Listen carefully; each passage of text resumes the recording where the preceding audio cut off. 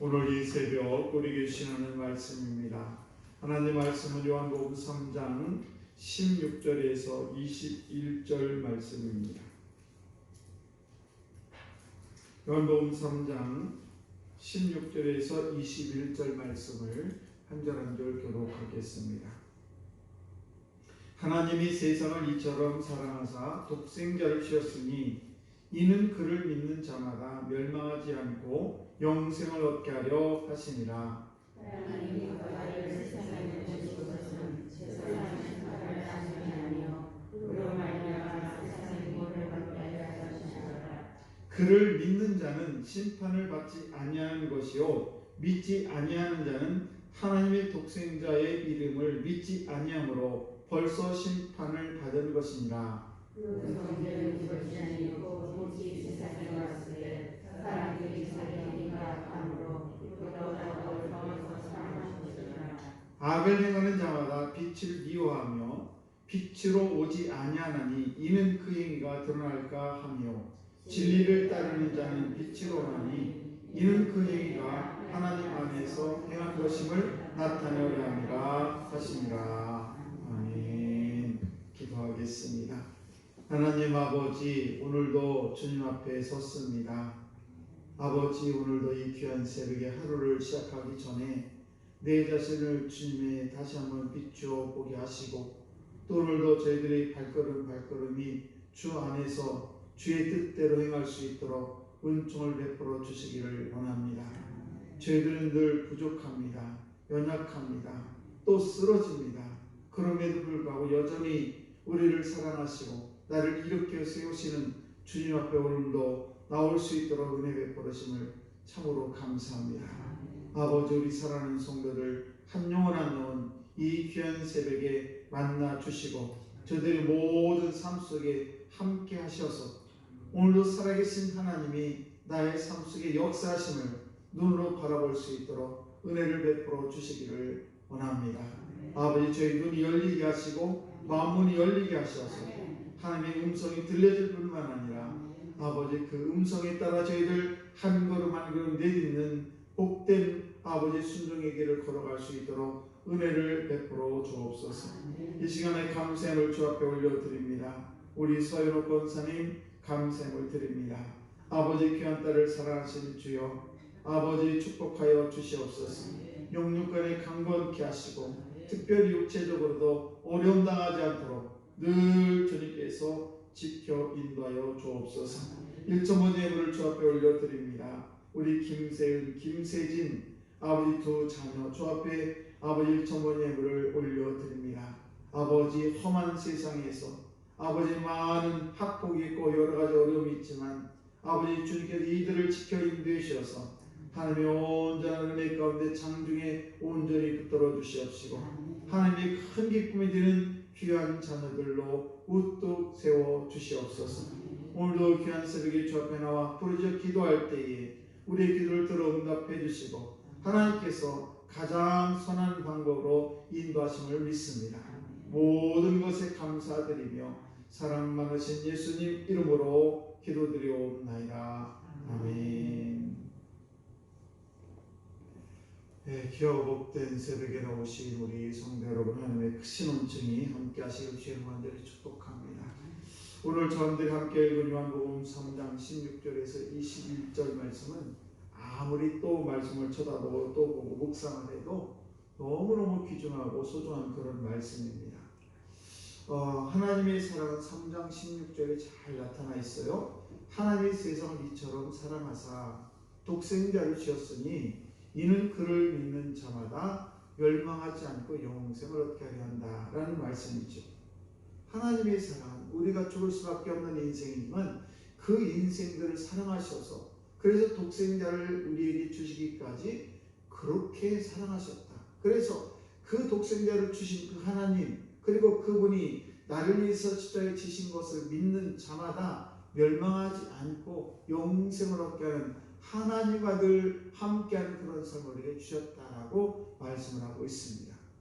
그런데 17절부터 21절 말씀은 그 내용에 대해서 그렇게 말씀을 하고 있어요. 하나님이 그 아들을 세상에 보내신 것은, 하나님께서 왜 그 아들을 이 땅에 보내셨느냐? 다른 사람은 하나님이 그 아들을 이 땅에 보내신 것은 어떤 심판을 하려고 온 것이 아니라는 것을 분명히 말씀하고 있습니다.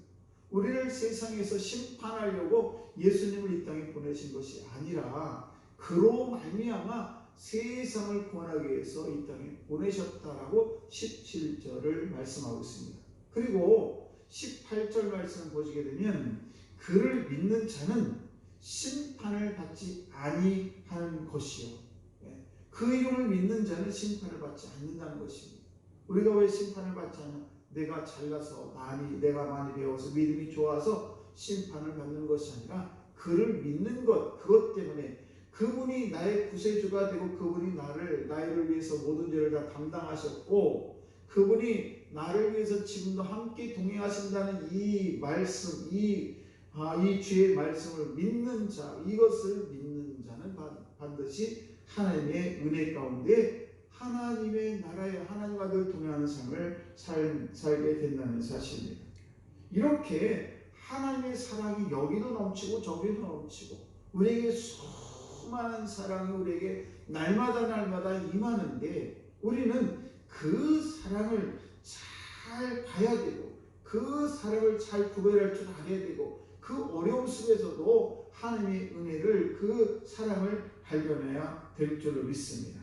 그래서 그 하나님의 은혜가 나에게 지금도 있는데 그것을 발견하지 못하고 조금 어려움이 있으면 하나님이 나를 떠나셨는가 봐 라고 생각하는 경우가 꽤 많이 있지요. 그러나 진리는 그거예요. 하나님의 사랑은 여전히 지금도 나와 함께 한다는 사실이에요. 내가 어떤 형편에 있든지 간에 나와 함께 한다는 사실입니다. 그런데 우리가 해야 될 것이 있어요. 그 하나님의 사랑에 반응해야 되는 것이죠. 하나님 나를 이렇게 사랑하는데 아무 감각도 없고 그냥 차가운 물을 갖다 대도 차가운 줄을 모르고 뜨거운 불을 갖다 대도 뜨거운 줄을 모르고 그러면 우리는 아무 반응이 없는 그런 인생이 돼서는 안 되는데 우리가 그 하나님의 반응을, 그 하나님의 사랑에 반응하려면 어떻게 되는가? 나도 하나님을 사랑하는 것이 마땅한 것입니다. 그러므로 하나님의 축복이 우리에게 임하게 되면 우리는 그 하나님의 축복에 대해서 반응을 일으켜야 되는 것이 뭐냐? 바로 우리도 하나님을 사랑하는 것이죠. 그래서 우리는 하나님을 사랑하는 것이 너무너무 중요합니다. 여러분, 이 파스칼이라는 철학자가 있는데 이 파스칼이라는 철학자가 정말 하나님을 굉장히 많이 연구를 했어요. 얼마나 많이 연구를 했겠습니까? 도대체 하나님은 어떤 분인가? 그래서 이론적으로 막 이것도 연구하고 저것도 하나님 이런 분이다 저런 분이다 이렇게 연구를 많이 했는데 그런데 그분이 진짜 하나님의 사랑에 계신 것을 느끼게 되는 것이 언제였었냐? 그가 병이 들었습니다. 병이 들어가지고 정말 어찌할 바를 몰랐을 때에 정말 어린아이처럼 하나님 앞에 엎드리게 됩니다. 드디어 그러자 그때 하나님을 만나게 되었다는 사실이에요. 우리가 잘 나갈 때 좋을 때 하나님 어떤 분인가 잘 모릅니다. 그러나 우리가 어떤 고통과 어떤 어려움을 딱 닥치게 되면 하나님이 나를 지금도 사랑하고 계신 거구나라는 걸 그제서야 깨달는 경우가 너무 많다는 것입니다. 사랑하는 성도 여러분, 우리가 하나님을 알기 위해서 어떤 철학자가 되는 것 중요하지 않습니다. 어떤 신학자가 되는 것 중요하지 않습니다. 지식보다도 중요한 것이 뭐냐? 바로 사랑인 것이죠. 그래서 우리는 하나님을 사랑하는 것입니다. 그 사랑이 어떤 사랑이냐? 구체적으로 하나님을 사랑해야 되는데 하나님을 사랑하면 어떻게 되는가? 하나님 앞에 우리가 하나님의 말씀에 순종하는 그런 삶을 체질화시킬 필요가 있다는 사실이에요. 하나님 말씀하시면 저는 무조건 순종하는 그런 삶. 그래서 하나님을 사랑하는 그런 사람은 여러 가지 방법인데 그 중에 나타나는 것인데 그건 뭔가 하면 사랑과 이 순종이라는 것은 뗄래야 뗄 수가 없다는 사실이죠. 제가 언젠가도 수요일날 가지고 나와서 여러분에게 이렇게 했습니다. 5만 원짜리를 이렇게 가져가가지고 앞하고 뒤하고 제가 복사를 해서 한번 온 적이 있어요. 앞은 복사를 했고 뒤에는 하얀 종이 이렇게 했어요. 그래서 5만 원짜리라는 것은 정말 우리가 가치 있게 보는데 앞에가 있고 뒤에가 다 있어야 그래야 진짜 화폐의 가치가 있는 것이지, 앞에는 5만 원짜리 비슷하게 5만 원짜리 같은데 뒤에는 아무것도 없다면 이건 진짜 돈이 아닌 것이죠. 가짜인 것입니다. 이 가짜 돈을 가지고 어디 가서 무엇을 하면 다 사기꾼이라는 소리를 듣게 되고 여기 감옥에 들어가는 경우가 있지요. 우리가 하나님의 은혜 가운데 살아가고 하나님의 사랑을 나타내는 것은 뭐냐? 바로 우리의 삶 속에 하나님의 말씀에 순종하는, 하나님을 사랑하는 것이 뭐냐? 하나님의 말씀에 순종하는 것이 반드시 따라야 앞에는 5만 원짜리 비슷한데 뒤에는 아무것도 없는 것이 아니라 하나님의 말씀을 우리가 살아고 하나님을 우리가 사랑한다면 그 사랑 속에는 반드시 순종이라는 것이 들어있어야 된다는 것입니다. 그래서 하나님에 대한 그런 사랑은 어떤 감정적인 그런 사랑이 아니고 이 순종적인 그런 사랑이 되어야 된다는 것입니다. 우리가 사랑을 어떤 분은 이렇게 나눕니다. 목 위의 사랑, 또 목 아래의 사랑으로 나누게 되는데, 목 위의 사랑은 뭐냐? 머리로 사랑이라는 걸 잘 알아요. 그리고 이해도 잘합니다. 또 혀로도 사랑을 잘 말합니다. 귀로 듣기도 잘 듣습니다. 그런데 이렇게 머리로 알고 혀로도 사랑을 잘 말하고 귀로도 잘 듣기는 듣지만은, 그러나 이 사랑은 진정한 사랑이 될 수 없다는 겁니다. 그럼 어떤 사랑이 진짜 사랑이냐? 목 아래의 사랑인데 그 목 아래의 사랑은 뭐냐? 손과 발이 움직여서 순종하고 실천하는 것. 이것이 바로 진정한 사랑이라는 것입니다.